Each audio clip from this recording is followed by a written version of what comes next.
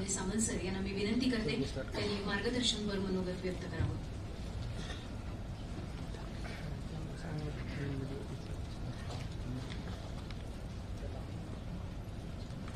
महाराष्ट्र लोकसेवा आयोगाने लिपिक टंकलेखक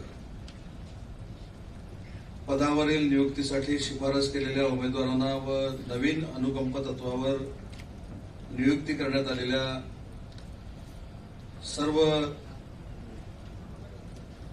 उमेदवारांना नियुक्तीपत्र वितरण करण्याच्या कार्यक्रमासाठी या व्यासपीठावर उपस्थित असलेले सर्वच जिल्ह्याच्या प्रशासनाचे प्रमुख, उपस्थित सर्व उमेदवार बंधू आणि भगिनींनो, राज्याचे मुख्यमंत्री आदरणीय देवेंद्रजी फडणवीस आणि सर्वच राज्याच्या प्रशासनामार्फत हा कार्यक्रम मुंबईमध्ये चालू असताना महाराष्ट्राच्या प्रत्येक जिल्ह्यामध्ये देखील हा कार्यक्रम करावा अशा पद्धतीचे निर्देश मुख्यमंत्र्यांचे असल्यामुळे आज जिल्ह्याच्या प्रत्येक ठिकाणी हा कार्यक्रम आपण आयोजित केला आहे.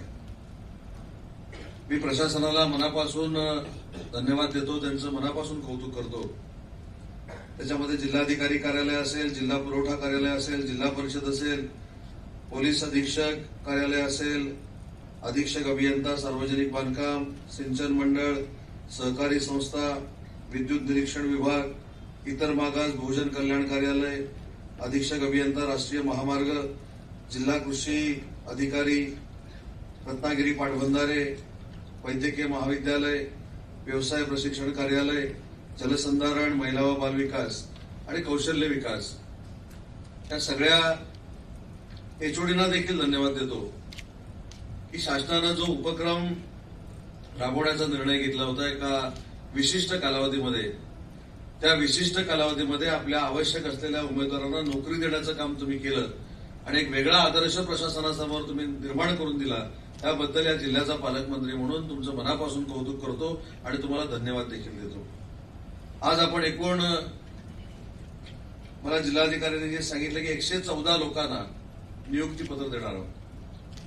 पण याच्यातला प्रामुख्यानं मला जो महत्वाचा घटक वाटतो तो म्हणजे अनुकंप तत्वावरचा आपला जो आकडा आहे तो आपण शून्यावर आणलाय.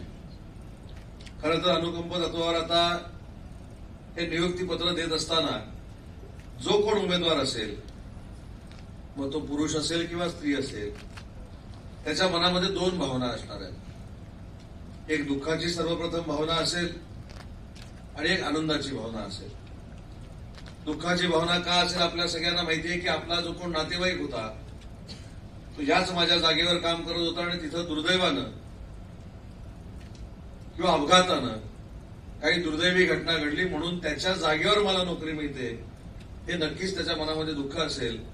पण दुसरा आनंद एवढाच असेल की ठीक आहे, त्यांच्या पश्चात कुटुंबाला सावरण्याचं धैर्य या नियुक्तीपत्रातनं मला मिळणार आहे आणि मी माझं कुटुंब माझ्या पगारावर चालवू शकतो किंवा चालवू शकते, हे समाधान आणि हे आनंद त्यांच्या चेहऱ्यावर असणार आहे.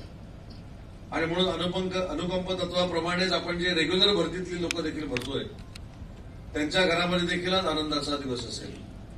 दसरा जरी 2 दिवसापूर्वी झाला असला तरी खऱ्या अर्थानं दसरा आज तुमच्या घरामध्ये साजरा होईल, आज दिवाळी साजरी होईल, कारण माझा मुलगा किंवा माझी मुलगी सरकारी नोकरीमध्ये लागली हे सांगण्याचं भाग्य त्याच्या आई वडिलांना मिळणार आहे.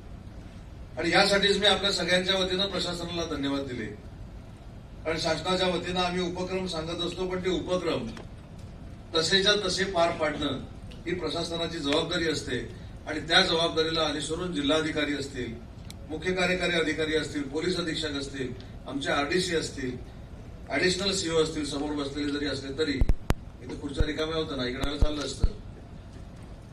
तर या सगळ्यांचं मी अभिनंदन एवढ्यासाठीच करतो की तुमचं अभिनंदन जर केलं तर ते प्रातिनिधिक अभिनंदन आहे. ज्यांनी ज्यांनी ह्या नियुक्तीपत्र देण्यासाठी मदत केलेली आहे, मेहनत घेतलेली आहे, त्यांचं कौतुक म्हणजेच तुमचं कौतुक आहे असं समजून पालकमंत्री म्हणून मी तुम्हाला 100% मार्क्स दिलेले आहे.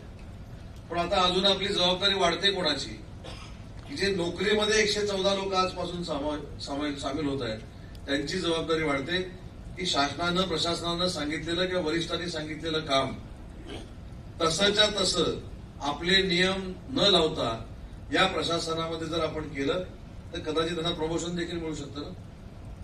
प्रमोशनची प्रोव्हिजन असेल ना. चांगलं काम केलं तर प्रमोशन आणि नाही काम केलं तर दोन्ही पर्याय. नवीन कॅन्डिडेट ज्या सरकारी नोकरीमध्ये जॉईन होत आहे त्यांनी हे समजून घेतलं पाहिजे की आपण शेवटी नोकरी करत असताना आपण जनतेचे पाईक आहोत, आपण लोकांसाठी काम करणार आहोत. आणि लोकांसाठी काम करत असताना मी अनेक वेळा माझ्या मनोगतातनं सांगितलंय की अधिकाऱ्यांनी एक वेळ काम नाही केलं तरी चालेल, पण त्याला आपण हसत हसत जर सामोरं गेलं तर समोर आलेली व्यक्ती असं म्हणते की अधिकाऱ्याने माझं काम केलं नाही पण निदान माझ्याबरोबर हसत तरी बोलला, एवढं समाधान तो मनामध्ये घेऊन जात असतो. त्याच्यामुळे नवीन नियुक्ती मिळणाऱ्या अधिकाऱ्यांनी किंवा कर्मचाऱ्यांनी हा एक निश्चय केला पाहिजे की माझ्या आयुष्याच्या नोकरीच्या कारकिर्दीमध्ये मी कोणाचं काम करू शकलो जरी नाही तरी त्याला मी नाराज करणार नाही, त्याचं हसत मी स्वागत करेन आणि त्याला अपेक्षित असलेलं काम करण्याचा मी प्रयत्न करेन. ही जर खऱ्या अर्थानं आजच्या कार्यक्रमाच्या निमित्तानं तुम्ही शपथ घेतली, संकल्प केला तर या नियुक्तीपत्र आम्ही सगळ्यांनी मिळून तुम्हाला दिलं याचं कुठेतरी सार्थक होईल. अनेक लोक अशी असतात की जे स्वतःच्या स्वभावावर अनेक गोष्टी जिंकत असतात. मी अनेक सरकारमध्ये अधिकारी बघतो ते समोरच्याचं काम करतात की नाही हेच कळत नाही, पण समोरच्याला वाटतं की 100% अधिकाऱ्यांनी माझं काम केलेलं आहे. हा स्वभाव आपण स्वीकारायला काय हरकत आहे. अधिकारी म्हणून खुर्चीवर बसल्यानंतर तापट असलंच पाहिजे अशातला काही भाग नाही. आपण चांगल्या पद्धतीनं समोरच्याला कन्व्हिन्स करू शकतो, चांगल्या पद्धतीनं समोरच्याशी संवाद साधू शकतो आणि नियमामध्ये जर काम असेल तर कुठच्याही क्षणाचा विलंब न लावता ते आपण काम करून देऊ शकतो. ही जर भूमिका अधिकाऱ्यांनी घेतली किंवा नवीन नियुक्त पत्र मिळाल्या उमेदवारांनी जर घेतली तर खरोखरच तुम्हाला एक मानसिक समाधान देखील मिळतं. आणि जनतेचं काम करणं याचं कंपॅरिझन हे पगाराशी कधी होऊ शकत नाही. पगार हा तुम्ही काम करता, ते मेहनत करता, त्याचा पगार तुम्हाला मिळत असतो. पण मी राजकीय जीवनामध्ये 25 वर्ष आमदार म्हणून काम करत असताना बाकी काही गोष्टी आपण सोडून दिल्या पाहिजेत. कोण आपल्यावर आरोप करतो, कोण आपल्याला प्रत्यारोप करतो, आपण त्याला काय उत्तर द्यायचं, आपला अधिकारी मोठा आहे की मी मोठा आहे, या सगळ्या भानगडीत पडण्यापेक्षा एक आपण जर निर्णय घेतला की आपण जनतेशी बांधील आहोत, येणाऱ्या माणसाशी बांधील आहोत. कारण आपल्याकडे जो कामाला आलेला माणूस असतो तो कुठेतरी व्यथित झालेला असतो म्हणून तो आपल्याकडे कामाला येत असतो. त्याला जर स्वतः घरात काम करून मिळत असेल तर तो कधीही अधिकाऱ्यांकडे येणार नाही. कोणावर तरी अन्याय झाला म्हणून तो एसपींकडे जातो, कोणावर तरी अन्याय झाला म्हणून तो जिल्हाधिकाऱ्यांकडे जातो, कोणावर तरी अन्याय झाला म्हणून तो तहसीलदारांकडे येतो. त्याच्यामुळे त्याच्यावर अन्याय जो झालाय त्याला न्याय देण्यासाठी आपली खुर्ची आहे, ही पहिली समज आपण सगळ्यांनी पक्की केली पाहिजे. आणि मी आपल्या सगळ्यांच्या वतीनं राज्याचे मुख्यमंत्री आणि दोन्ही उपमुख्यमंत्र्यांना देखील धन्यवाद देतो की अशा पद्धतीचे वेगवेगळे नियुक्त्या देण्याचे कार्यक्रम आयोजित करून ज्यांना खऱ्या अर्थानं आवश्यक आहे नोकरीची त्यांना नोकरी देण्याचा प्रयत्न माझ्या महायुतीच्या सरकारच्या माध्यमातून केला जातोय. त्याबद्दल सगळ्या उमेदवारांच्या वतीनं मी महायुतीच्या सरकारला देखील मनापासून धन्यवाद देतो. आहेत का उमेदवार? किती उमेदवार आहेत? धन्यवाद देऊ ना महायुतीच्या सरकारला. मनात काही वेगळं नाही ना. महायुतीच्या सरकारनं कशा पद्धतीनं पुढाकार घेतला, मुख्यमंत्र्यांनी कशा पद्धतीनं पुढाकार घेतला आणि नुसतं मुख्यमंत्र्यांनी नाही किंवा मी सांगून नाही, आज ही यादी आहे ही मला असं वाटतं की उमेदवारांनी वाचणं गरजेची आहे. ज्या अधिकाऱ्यांनी एक वेगळ्या पद्धतीचे एफर्ट्स घेतले म्हणून तुम्हाला नोकरी मिळते, ही देखील भावना आपल्या सगळ्यांच्या मनामध्ये असावी एवढीच आपल्याला मनपूर्वक विनंती करतो. तुम्हाला मनपूर्वक शुभेच्छा देतो आणि सगळे 114च्या 114 नवीन येणारे उमेदवार आपल्या प्रशासकीय कामाचा एक वेगळा ठसा या रत्नागिरीच्या प्रशासनावर उमटवतील आणि रत्नागिरीचं प्रशासन महाराष्ट्राच्या प्रशासनाला सांगेल की ज्या 114 लोकांना आम्ही नियुक्ती दिली ते महाराष्ट्रातले सगळ्यात चांगले आणि आदर्शवत असे उमेदवार आहेत, असं ऐकण्याचं भाग्य माझ्यासारख्या पालकमंत्र्याला मिळू दे एवढ्याच शुभेच्छा देतो.